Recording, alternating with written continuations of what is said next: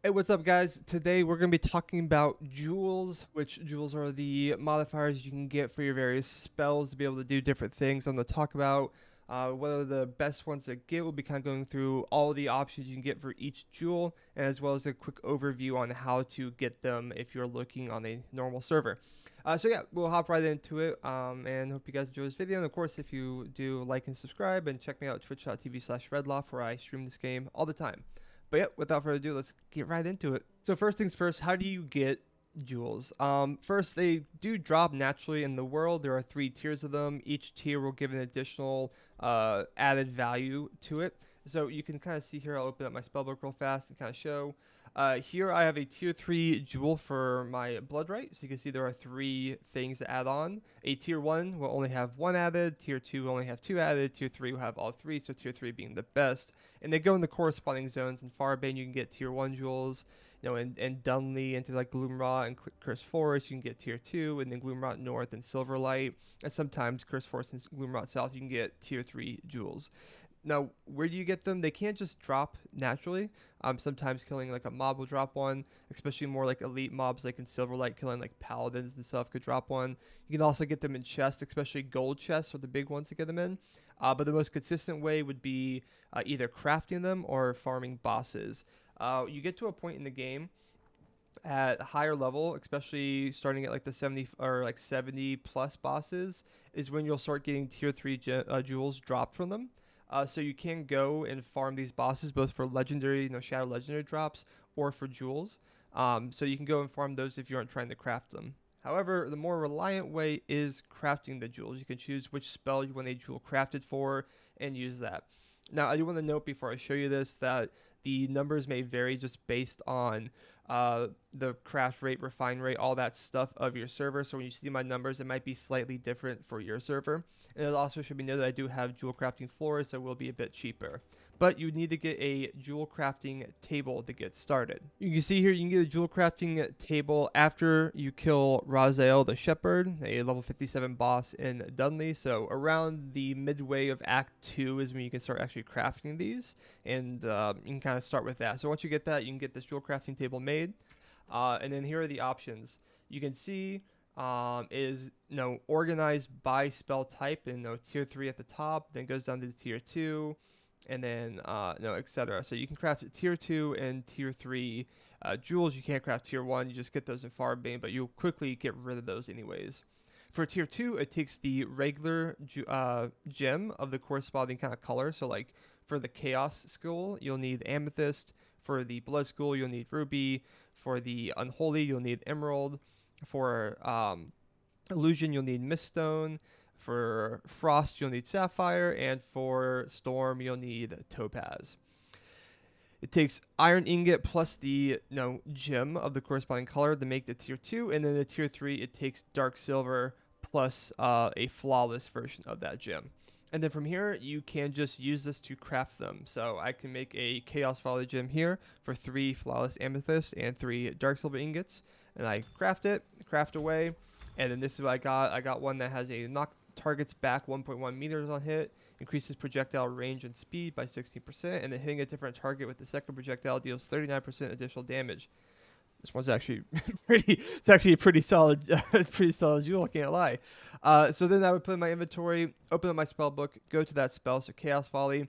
I have one in right now, but if I wanted to, you'll see there's a little E. That shows it's equipped. You also, when you click on it, you can unequip, or I can click on the other one, equip the jewel, and put that in, and then I will get the old one back. They don't get lost if you swap them. You can get the old one back. You can also salvage jewels to get some resources back, as this is salvageable. So I'll go ahead and just salvage this for sake of content here. We go to the Devourer. And let me go and take some of this old stuff out. I put this in, it'll salvage. And you can see I'll get one of the gems of corresponding. So for the purple, I'll get an amethyst, as well as some gem dust from salvaging them. So that's how you get them. You can farm bosses, get them in chests, or craft them, which crafting, while it's expensive, is going to be the easiest way for you to kind of just spam whatever spells you're using and see if you can get a kind of BIS or best in slot or just a very solid jewel to go into that ability. But I'm going to hop over here and let's go ahead and talk about what should you be looking for each spell. So I'm going to go ahead and walk through the spreadsheet. This was made by the guys over at the Dojo, who, if you don't know Dojo, they run a bunch of the dueling servers for V Rising as well as host events. So all credit for them for making this spreadsheet. It's super, super useful. I'll put a link to this spreadsheet as well as a link to their Discord in the description below because credit where credit is due. They have a quick kind of thing of how jewels work here. They also kind of cover the status effects, as you'll see. So quick overview: Agony is you take damage, Airborne is unable to move, take actions, and untargetable. You choose a location land. Bane is you summon a skeleton mage on death. Chill is reduced movement speed. Condemn is increased damage taken, and summon a skeleton warrior on death. Elude is redirect NPC aggro to your illusion. Fear is unable to move or take actions, move away from the caster, breaks on losing HP. Freeze is unable to move or take actions, gain shield, breaks on losing HP. Ignite, take damage every second, does not break hard CC.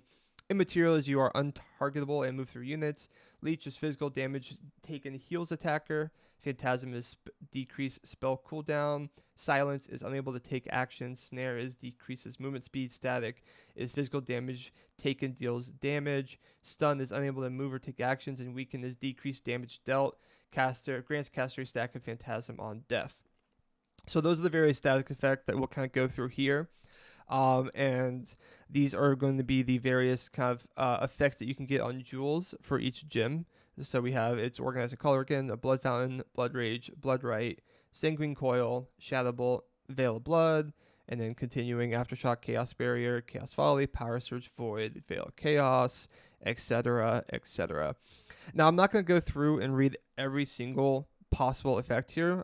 If you're looking at every single one, then you can open the sheet in the description below and check it out. Instead, I'll be kind of cutting around as I go through each spell, and I'm going to talk about my goal is to talk about the 3 to 4 best perks in my opinion, and this is for a PvP focus that you can get, that you should be looking for roles.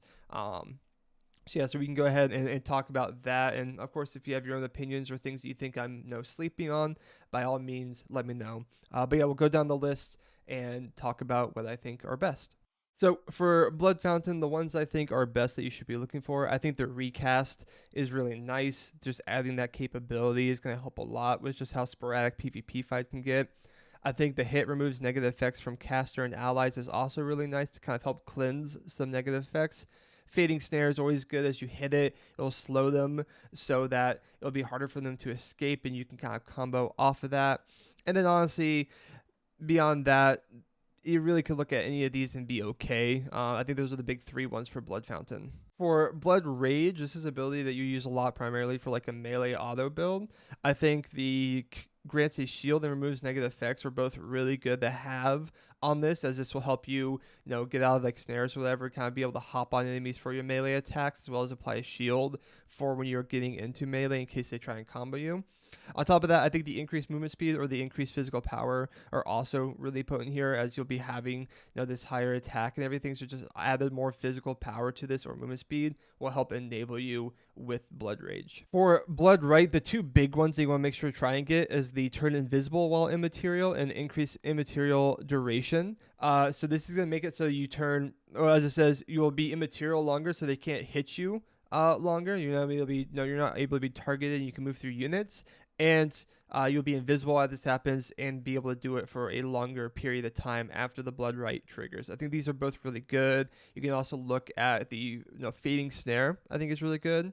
I think these are just all good options. It's just for like a raw Blood Right to be able to kind of get combos off and really take control of the Blood Right. And if you're looking at using another blood spell, you could look at the Consume Leeches, but I think the Turn Invisible and Immaterial Duration are the 2 big ones you want to look for, and then the third could be whatever fits your build best.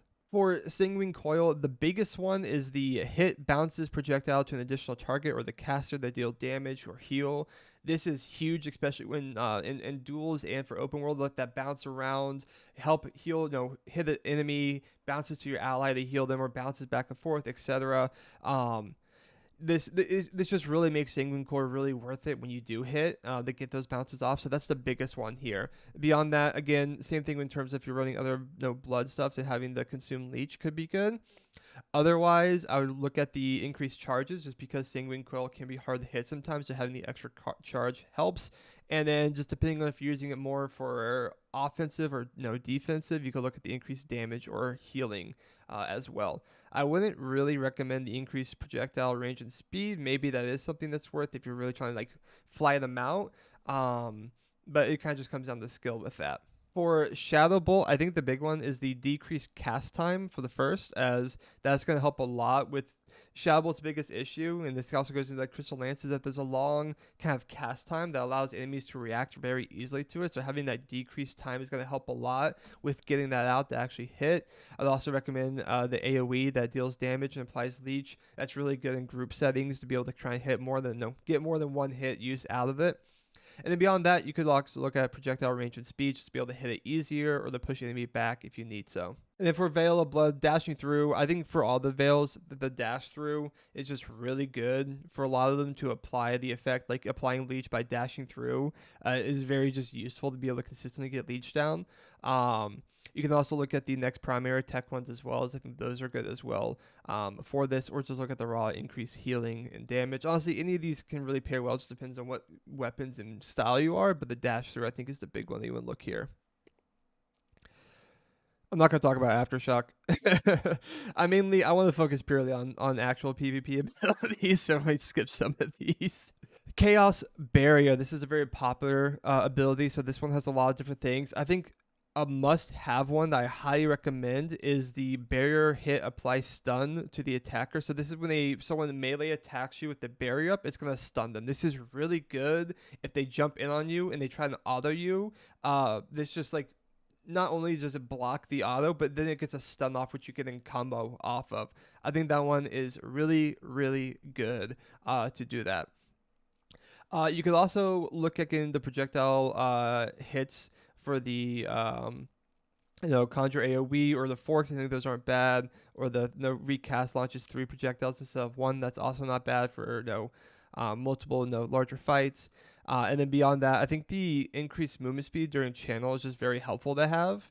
So I think those are like the big ones. The increased pull distance, may like it, may not. It's a bit weird. I wouldn't highly prioritize that one as I would just having other options with like the recast and everything. Chaos Volley, a big one that I highly recommend is actually hitting a different enemy with the second projectile deals damage, because not only is it like if you hit 2 different enemies, it deals additional damage, but if you miss the first one and hit the second one, it'll deal up to additional 50% damage, which can make up for the fact that you missed the first one. So instead of, if you don't hit 2, then you at least have the equivalent of hitting like 1.5, which is very, very nice to just get more consistent damage if you don't hit the first one, or if you're hitting 2 different targets. Beyond that, obviously, just the increased damage. I mean, Chaos Volley is the damage ability. Just having an additional 12 to 20% increased damage on it is actually insane. Same with the projectile range and speed. Those are all big ones. You could look at the consumes ignites, but I honestly, like with Chaos Volley, you're using this for like raw damage. So unless you have a reason that you want AoE or movement speed, or the push enemies back, I wouldn't really recommend it. The push enemies back one can also get a little strange, just because like sometimes you hit, but if it's like max range, you knock them back, and then the second one's too far to actually hit. But I definitely recommend like at least like these 3 for sure. At the very least, the second projectile is just it's crazy that it just lets you miss the first one for free if you hit the second one. For Power Surge, definitely the apply shields, since Power Surge no longer doesn't do the shield anymore. This helps a lot. You can also get the increased movement speed, attack speed ones, or the durations. They're all good. I would just definitely recommend at least getting the shield. And then maybe if you want the recast, you can, or the negative effects, you can. But the shield's the big one, in my opinion, for Power Surge to kind of bring it back to its old power. For Void is a very popular ability right now, because Void ignores a lot of the barrier, counter, lightning curtain meta right now. It has really good jewels. You see a lot in base defenses and open world. Again, just ignoring all the common kind of defensive abilities is just really nice. And now that it pulls people in, you can actually like hit them, pull them in, and then combo off of that with like a greatsword Q or something. For the ones, there's two I would highly, highly, highly recommend making sure you have, and that is the explosion leaves behind an AoE that deals damage. I'll put a fire on the ground, so after it pulls them in, if they don't have a dash, they have to walk through fire and take damage. And also the Conjure's three AoEs that explode. This makes it so if they aren't hit by the initial blast, they might at least get hit by one of the three others. If not, have to waste a dash or like kind of back away or get into an awkward movement spot to avoid it that you can then combo off of. Beyond that, it's just kind of up to what you want to do. I like the increased recharge rate just so I can spam them more, but no damage range is all good. And again, I if there's a reason why you want that, you can get the Consumes Ignite, but I wouldn't worry too much about that for this. And then Veil of Chaos, I would honestly recommend the increased elude duration. This just makes it with the double dash. It just makes that fact stronger that you can kind of really just be untouchable if you have your dash up. And then I would also recommend either the recast conjures a second illusion, just as I'll put another one that they have to deal with and dodge for a little damage, or the next primary attack consumes one of these is also very good. Moving on to Frost, for Crystal Lance, definitely the decreased cast time and projectile range and speed. Same thing with Shadow Bolt is just very easy to see. A lot of times people can use stuff to kind of avoid it, so just having that is very, very helpful.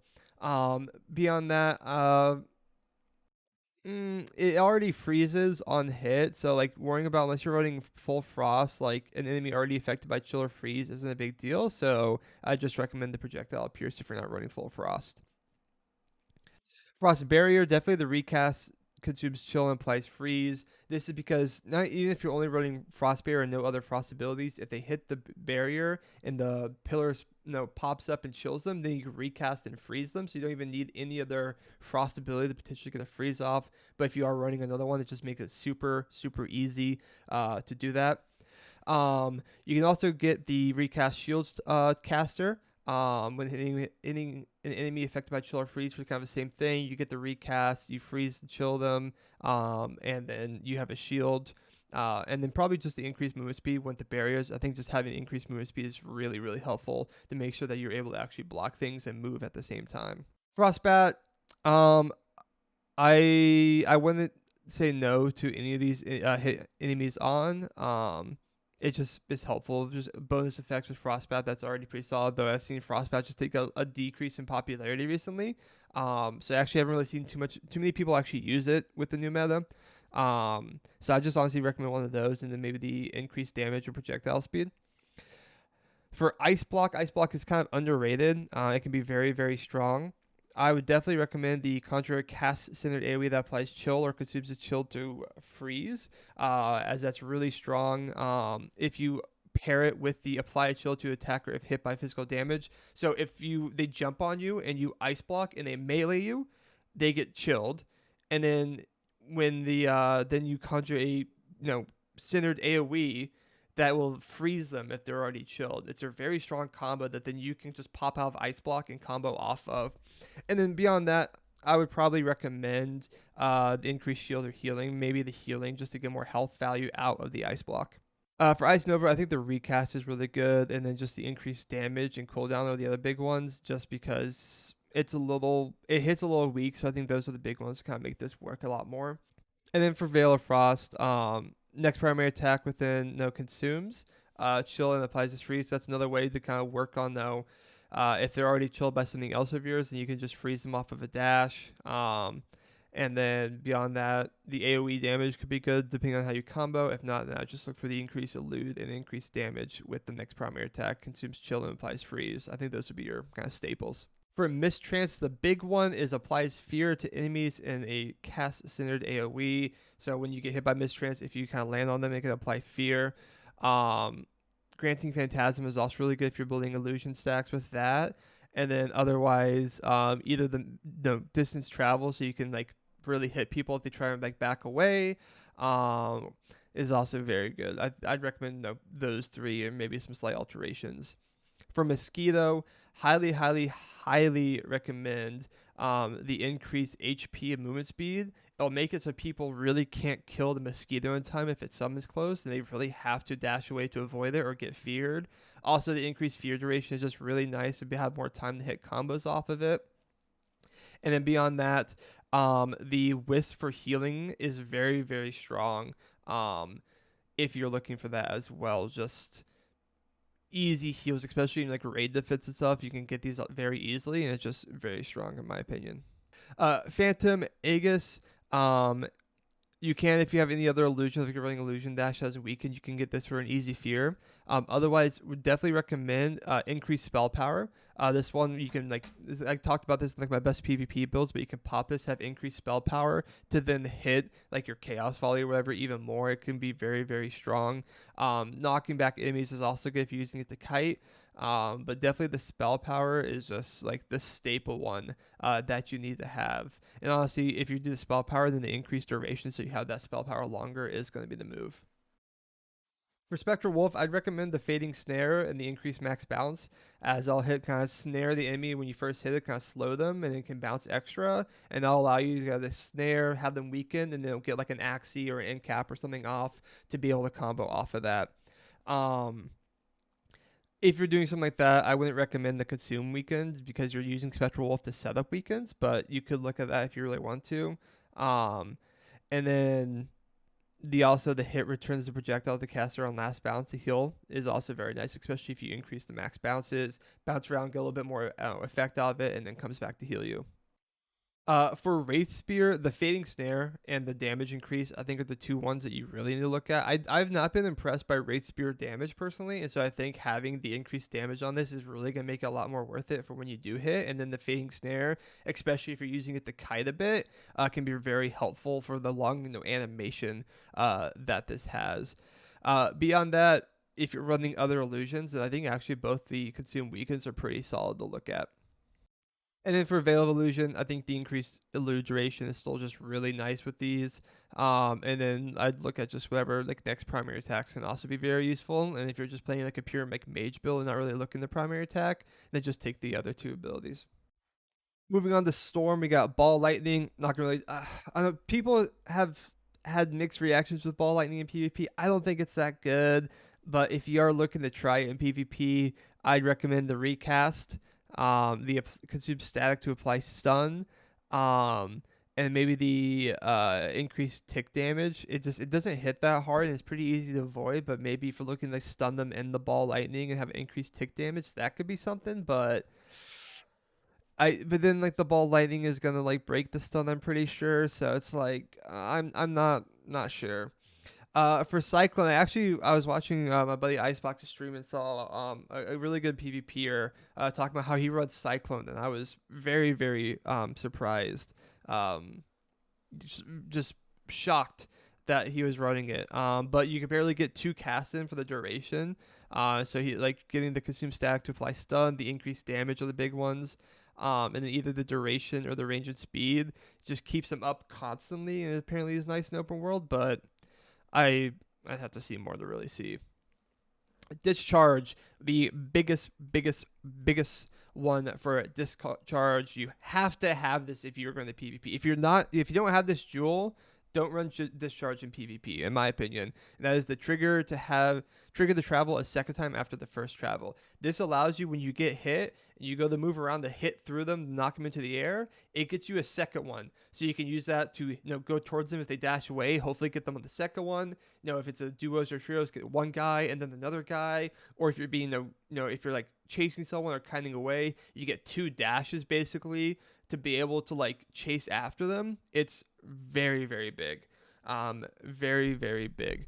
And then off of that, I like the increased movement speed during channels, just so you can kind of move around a bit more if you need to reposition and not actually hitting it.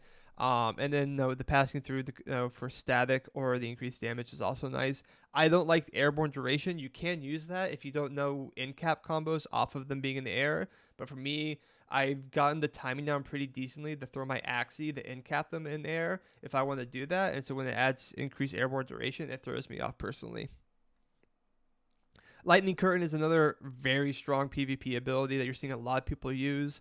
In my opinion, the big one is the increase or the grants the shield for going through, the Fading Snare, or the increased movement speed. Those are all really 3 strong ones. If you're also running other static abilities, then the stun can be really good. A fun combo that I was running is I would put, and this was in duels that had Lightning Current Polarity Shift, and I would hit them with polarity shift, which would give them a charge of static, and I'd position myself to be in the shield, so I'd hit them, we'd swap places, and they'd be in the lightning curtain, and they get stunned, and then combo off of that. So that's a fun one, but otherwise, the shield, fading snare, and the movement speed are really, really nice to play around lightning curtain. For polarity shift, the fading snare and projectile range and speed are the two must-haves, I think, for polarity shift. When you hit them and they have the fading snare, it makes it really easy if you want to hit them again, or while they're kind of getting reorganized from being thrown around, you have a chance to jump them easier. And then the increased projectile range and speed is just gonna make it easier to hit these and be able to travel a much further distance, up to 24% farther. To really hit people if they're trying to run away or like kind of far away and not expecting to be hit by it. And then Veil of Storm, highly, highly recommend.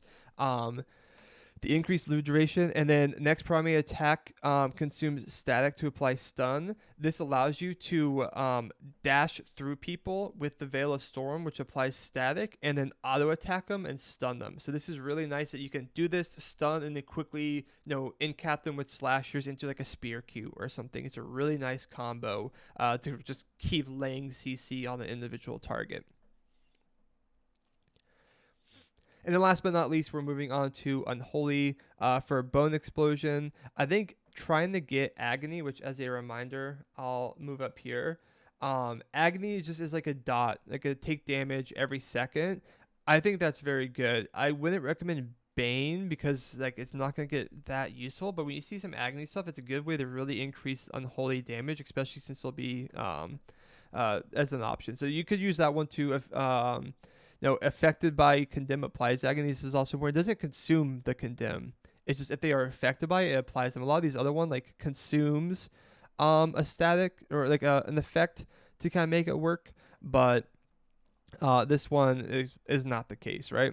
You could also do the 8 projectiles if you're like in larger fights, or the hit people under 30 HP can really help with that. If not, fading snare is also pretty good, or just increased damage.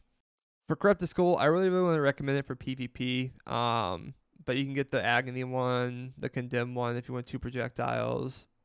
Yeah. I'm not in love with this ability for PvP, so I really want to recommend it. For Death Knight, I think the cast applies a fading snare will make it much easier for the Death Knight to hit or force them to dash out. The Agony is also very good.